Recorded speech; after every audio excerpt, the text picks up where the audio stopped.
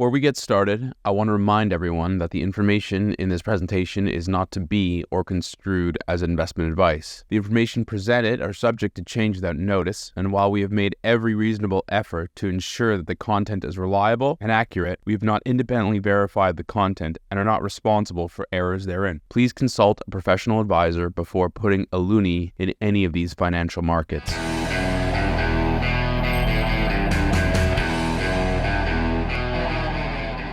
Hi everyone, my name is Richard Diaz and welcome back to the IceCap Canadian Market Wrap. I'm taking a little bit of a break this week. It's a bit of a vacation and a bit of family time. I hope you understand. It is Canada Day after all, but I wanted to take a minute to thank you guys for watching every week, for all the encouragement, the comments, and the support over the last 9 months.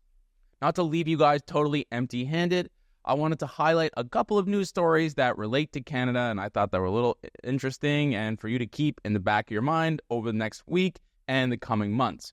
The first is the bond sell-off in the UK. In Great Britain, there will be a reckoning. Mass immigration, poor productivity growth, high debts, and an unwillingness to run prudent fiscal policy will eventually come home to roost. Yesterday, the 10-year gilt rose by nearly 20 basis points, harking back to what happened with Liz Truss in October of 2022.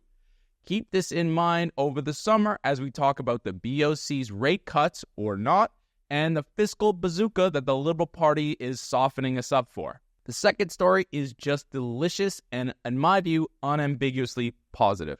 A tanker carrying the first cargo of liquefied natural gas from LNG Canada set sail Monday from British Columbia's northern coast, heralding the commercial startup of the $18 billion Shell-led export terminal and ushering in Canada's long-awaited debut into the global LNG market.